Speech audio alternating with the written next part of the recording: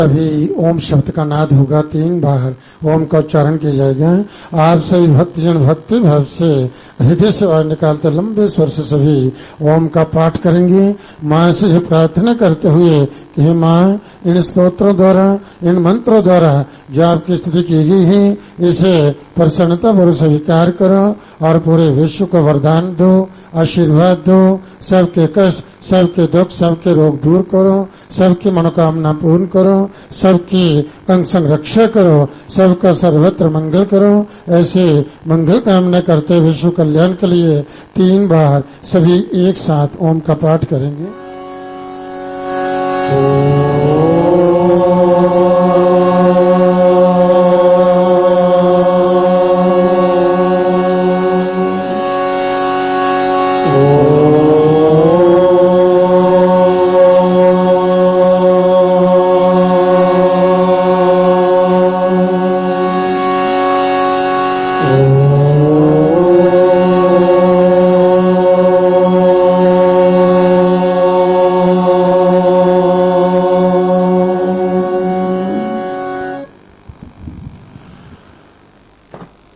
भक्तजनों, बड़ा शुभ समय आप भक्तों को जो आरती का प्राप्त हुआ है।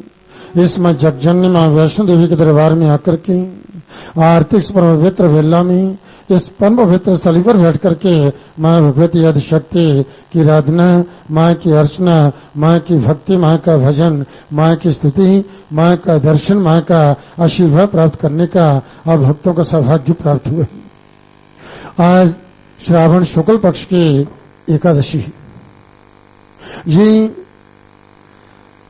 पुत्रदा नाम की ये एकादशी है, इसे पवित्र एकादशी भी कहा गया है।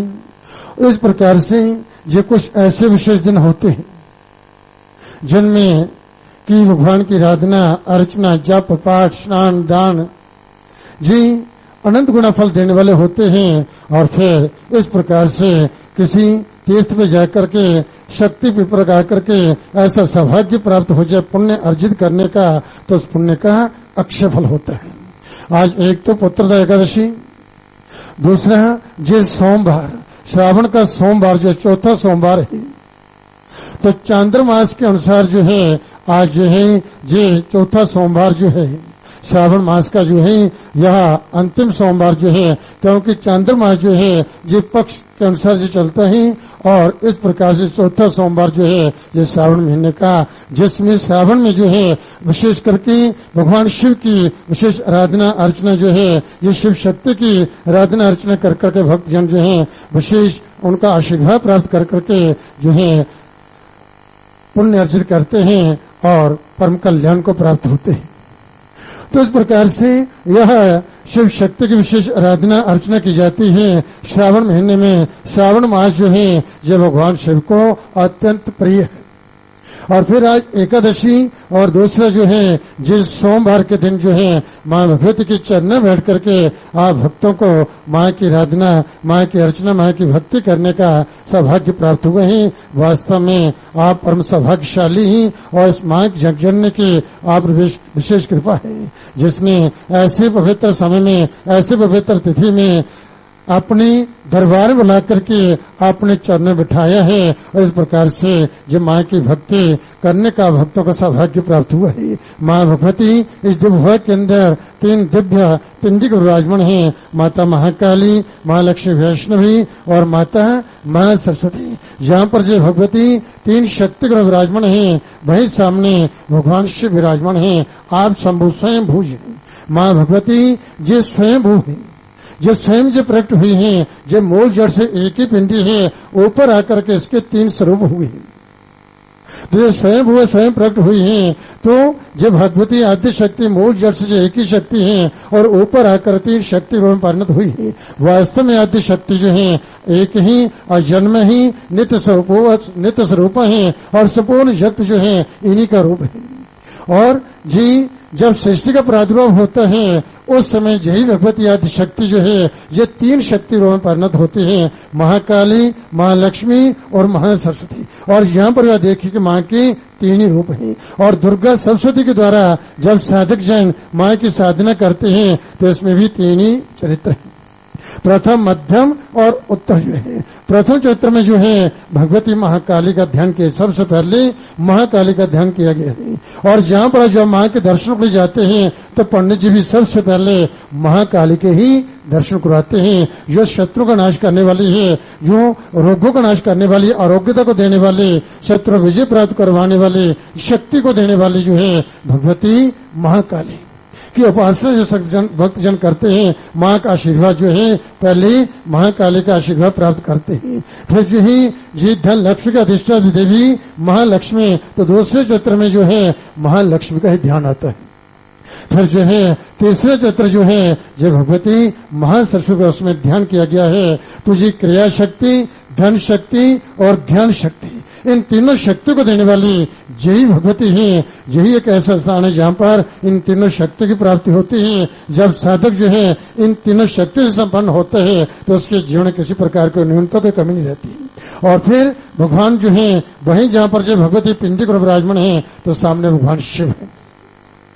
भगवान शिव हैं तो शिव शक्ति, ऐसी मान्यता जहाँ शिव हैं वहाँ शक्ति ही, और जहाँ शक्ति है वहाँ शिव अवश्य विराजमान रहते हैं। तो भगवान शिव जगत के पिता हैं और भगवती माँ जगदम्बा ये जगत की माता हैं। और जहाँ पर एक साथ जो है शिव शक्ति का दर्शन, उनका आशीर्वाद जो है एक साथ प्राप्त होते हैं, जिनके आशीर्वाद से जो है उन भक्तों के सभी कलमश जो है वही धुल जाते हैं, उनके समस्त पापों का नाश होते हैं, परम पुण्य की प्राप्ति होती है, उनके सभी कष्ट दुख रोग जब दूर होते हैं, उनकी समस्त मनोवांछित कामना पूर्ण होती है, सब कार्य सिद्ध होते हैं और इस संसार में दसवां सुखों का भोग करते हुए अंत में पर मोक्ष को प्राप्त हो जाते हैं। सच्चे दरबार की जय। तो आज एकादशी है और 11 अगस्त को जो है यहाँ पूर्णिमा होगी। इस बार 2 पूर्णिमा है, एक तो जो है रात्रि वाली पूर्णिमा, दूसरी दिन वाली पूर्णिमा। रात्रि वाली पूर्णिमा जो है ये 11 अगस्त को होगी और दिन वाली पूर्णिमा का व्रत जो है ये 12 अगस्त को होगा। तो श्रावण मास की पूर्णिमा में जो है रक्षाबंधन होता है। रक्षाबंधन का जो पवित्र पर्व जो है बड़े हर्षोल्लास से मनाया जाता है और सभी बहनें जो हैं अपने भाई की रक्षा के लिए जो है रक्षा सूत्र जो उस दिन जो है वह बांधती है, उनकी दीर्घायु के लिए, सुख समृद्धि के लिए, अवधि के लिए, उनकी उन्नति के लिए जो है जी रक्षा सूत्र जो है ये बांधा जाता है।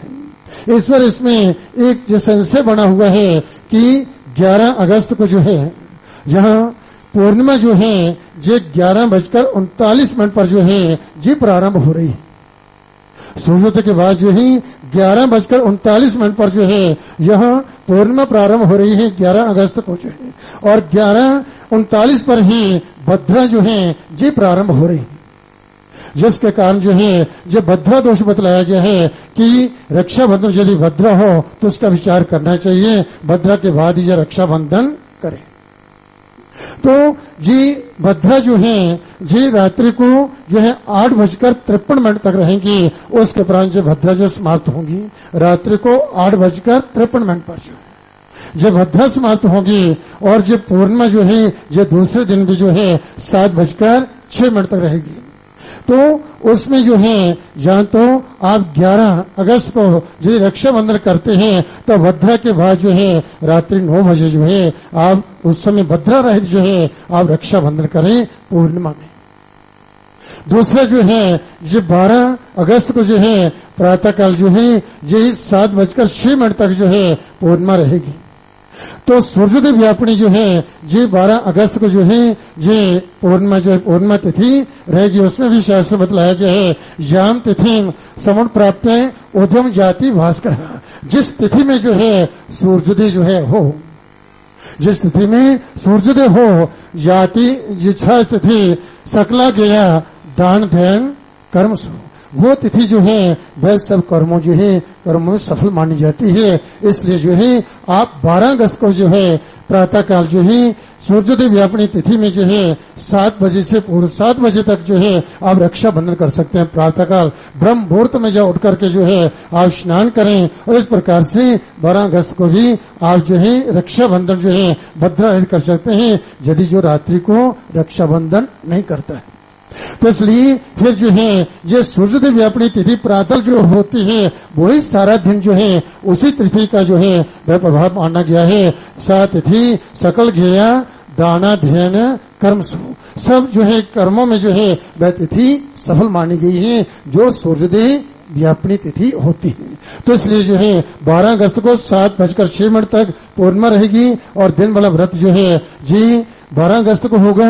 रात्रि वाली पूर्णिमा जो 11 अगस्त को होगी और उसमें भद्रा ही और रात्रि को यदि आप रक्षाबंधन करते हैं तो 8:53 तक भद्रा रहेगी। जो 8:53 तक जो है जो भद्रा उस समय समाप्त होंगी और 9 बजे जो है 9 बजे से आप जो है रक्षाबंधन कर सकते हैं। अथवा 12 अगस्त को प्रातःकाल ब्रह्म मुहूर्त में आप स्नान करके रक्षाबंधन करें और अपने भाइयों की दीर्घायु के लिए उनकी सुख समृद्धि के लिए अवधि के लिए उन्नति के लिए जो है उन्हें जो है यहाँ जो है रक्षाबंधन कर करके ये उनकी दीर्घायु के लिए कामना करें प्रार्थना करें। बोलो सच्चे दरबार की जय। तो आज एकादशी है, मैं संक्षिप्त में बतला रहा हूँ। ये एकादशी का महत्व जो है एकादशी का व्रत करना चाहिए और आज के दिन विशेष जो एकादशी के दिन जब व्रत करते हैं भगवान की आराधना अर्चना जब करते हैं उन्हें संतान सुख की प्राप्ति होती है, उनकी संतान दीर्घायु को प्राप्त होती है। ये संतान नहीं है तो संतान की प्राप्ति होती है।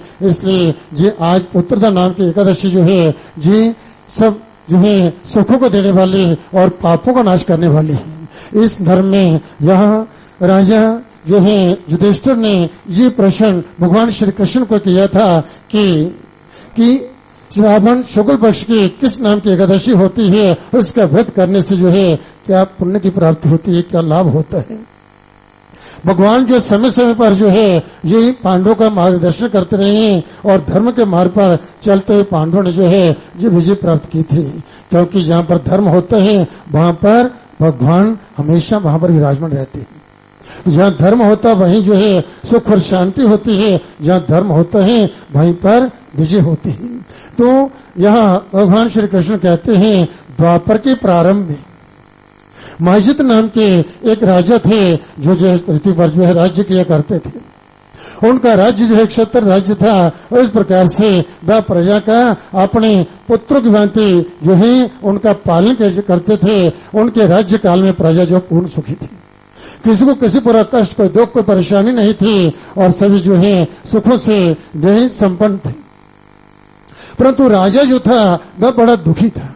दुख का कारण उसका ये था कि वृद्धावस्था हो रही थी और इस प्रकार से उसे संतान सुख की प्राप्ति नहीं हुई। इस कारण से राजा दुखी था। बाकी जो है राज्य में प्रजा में सब प्रकार का सुख था और किसी प्रकार की कोई कमी कोई न्यूनता नहीं थी। एक दिन जो है राजा बड़े दुखी हुए, विचार करने लगे कि मैंने इस जन्म में कोई पाप नहीं किया, धर्म के मार्ग पर चलते धर्मन को कर्म किए हुए हैं, देव देवता की आराधना अर्चना पूजा की और इस प्रकार से मैंने जो है कभी किसी को दुख नहीं दिया है और धर्म पूर्वक ही मैंने अपने खजाने में धन अर्जित किया है। इस प्रकार से कि यदि किसी ने कोई बुरा कर्म किया हो और जहाँ किसी ने कोई ऐसा कोई कार्य किया हो तो उसका दंड चाहे मेरा भाई बंधु ही क्यों ना हो, सखा कि मित्र क्यों ना हो, मैंने उसको दंडित किया है। जिसने कोई अपराध किया है अपराधी को मैंने दंड दिया है।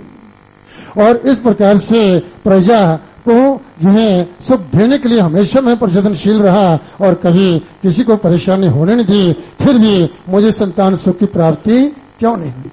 तो उसने प्रजा वर्ग को बुलाया, सबको बुलाया, महापुरुषों को बुलाया और इस प्रकार से ब्राह्मणों को विद्वान ब्राह्मणों को वहां बुलाया है। प्रजा वहां एकत्रित हुई और प्रजा के बीच में बैठ करके राजा ने सबको संबोधन करते हुए कहा कि इस जन्म मैंने कोई पाप नहीं किया, फिर भी जो है मेरे घर में अब तक मुझे संतान सुख नहीं मुझे प्राप्त हुआ। इस विषय में आप सबको विचार करना चाहिए। प्रजा जो है ये बात सुन करके जो है उनको भी ये दुख हुआ कि अब तक राजा के घर में संतान सुख की प्राप्ति नहीं हुई, हमें कुछ करना चाहिए। तब जो है सभी विद्वान ब्राह्मण जो है और जो मुख्य मुख्य लोग जो थे ऋषि मुनि बस सभी जो है विचार करने लगे और विचार कर करके सब जो प्रजा वर्ग एवं सभी ब्राह्मण लोग जो थे वेद पाठी ब्राह्मण सब जो है सबने वन की ओर प्रस्थान किया। वन की ओर प्रस्थान कर करके आप वन में इधर उधर वह घूमने लगे और ऋषियों के आश्रम की खोज करने लगे। इस प्रकार से ऋषि आश्रम की खोज करते करते जो है उन्हें जो है लोमस ऋषि का दर्शन हुआ। लोमस ऋषि जो है जिसके पूरे शरीर पर जो है बाल ही बाल है। कहते जब एक एक कल्प बीतता है तब उसका एक एक बाल टूट करके नीचे गिरता है। तो लोमस ऋषि कहते हैं उनकी इतनी आयु है कि जितने उनके शरीर पर बाल हैं तो एक बाल की आयु कितनी है, एक कल्प। तो एक कल्प जब पूरे बाल उनके गिरेंगे तब उनकी पूर्ण आयु होगी। ऐसे जो ऋषि जो हैं जिन्होंने अपना कोई आश्रम नहीं बनाया, कोई आश्रम नहीं बनाया, वन में रहते थे और तब करते थे और कहते थे ये शरीर क्षण भंगुर है, कब समाप्त हो जाएगा। ऐसे जो ऋषि जो हैं तपस्वी ऋषि जो त्रिकाल के तीनों कालों की बातों को जानने वाले, उन ऋषिगण का दर्शन हुआ। तब जो है उन्होंने कहा कि आज जो है राजा के ही भाग्य से ऋषिवर आपका हमें दर्शन हुआ है। सब प्रजा वर्ग ने जो है उन्हें प्रणाम किया, दंडवत प्रणाम किया।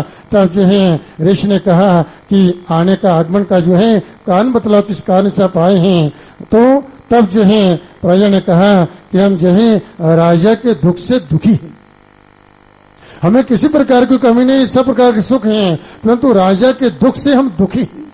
उन्हें अब तक संतान सुख की प्राप्ति नहीं हुई है, तो इसलिए हम ये कारण जानना चाहते हैं हम क्या करें। एक प्रजा का भी एक कर्तव्य बनता है, जिसने हमारे पुत्रों की तरह हमारी जो है रक्षा की, पालन किया है, तो उसके प्रति जो है उसे सुख की प्राप्ति हो, उसके लिए हमें क्या करना चाहिए, हमारा मार्गदर्शन कीजिए। तब जो ऋषि जो है ध्यान मग्न हो गए। 2 मिनट के लिए उन्होंने ध्यान किया और फिर जो नेत्र खोले और कहा कि राजा पूर्व जन्म में एक वेश्य थे।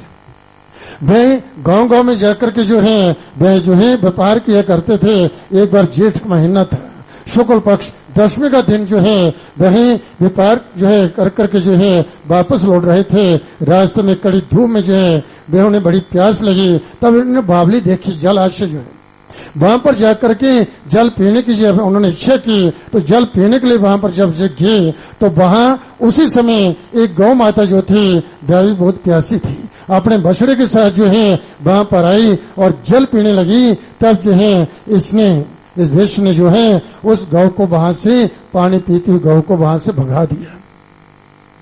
वही गौ वहां से जब उसको भगा दिया और स्वयं उसने पानी पिया, परंतु गौ माता को पानी नहीं पीने दिया। इस दोष के कारण जो है किसी पुण्य से उसे अकंटक राज्य की प्राप्ति हो गई, परंतु जो है इसे संतान सुख जो है ये प्राप्त नहीं हुआ, यही इससे एक पाप हुआ है। इस पाप के कारण जो है तब प्रजा ने कहा महाराज इसका तो प्रायश्चित कोई होगा, क्योंकि प्रायश्चित रूप पुण्य से जो है यहाँ पाप नष्ट होता है। तो इसलिए पुण्य का मार्ग दर्शन करें, क्या पुण्य करें जिसके करने से जो है यहाँ प्रायश्चित हो जाए और राजा के घर में संतान हो, संतान सुख की प्राप्ति हो।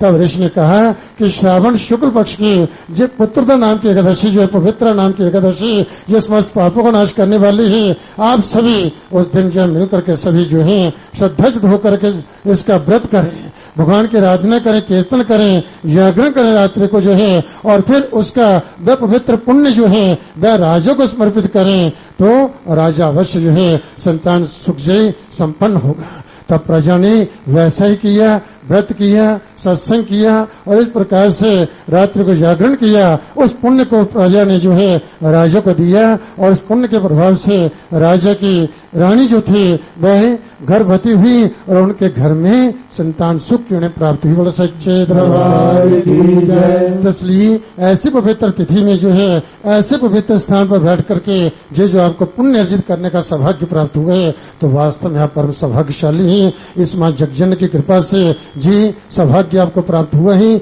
और माँ वैष्णो देवी इसी तरह से आप पर अपनी कृपा बनाए रखें और माँ की कृपा से आपके जीवन में सदा सर्वदा रिद्धि सिद्धि हो, आपके घरों में, आपके परिवार में, आपके गृहस्थ में सुख समृद्धि हो। अभी जो है आप माँ की जो है नवान मंत्र का पाठ करेंगे, क्योंकि आज के दिन मां भगवती के शक्ति का पूजन और दूसरा भगवान शिव की आराधना जो है ओम नमः शिवाय, इस मंत्र का जप करें। और जो है ओम ऐं ह्रीं क्लीं चामुंडा विचे, इस मंत्र का जप जो है जो करें। कहीं भी आपको कोई समय जब मिलता है, इधर उधर की बातें न कर करके कहीं भी दरबार में बैठ करके आप चाहे 10 मिनट के लिए भी आप जो जप करते हैं, इसका कहते हैं कि अनंत अनंत फल होता है, अक्षय फल होता है। तो सभी इस मंत्र का जो मेरे साथ पाठ करेंगे। ओम ऐं ह्रीं क्लीं चामुंडायै विचे, ओम ऐं ह्रीं क्लीं चामुंडायै विचे, ओम ऐं ह्रीं क्लीं चामुंडायै विचे, ओम ऐं ह्रीं क्लीं चामुंडायै विचे, ओम ऐं ह्रीं क्लीं चामुंडायै विचे, ओम ऐं ह्रीं क्लीं चामुंडायै विचे, ओम नमः शिवाय, ओम नमः शिवाय, ओम नमः शिवाय, ओम नमः शिवाय, ओम नमः शिवाय, ओम नमः शिवाय। बोलो सच्चे दरबार की जय, बोलो शंकर भगवान की जय। कभी भजन की वेला निवेदन करना चाहिए।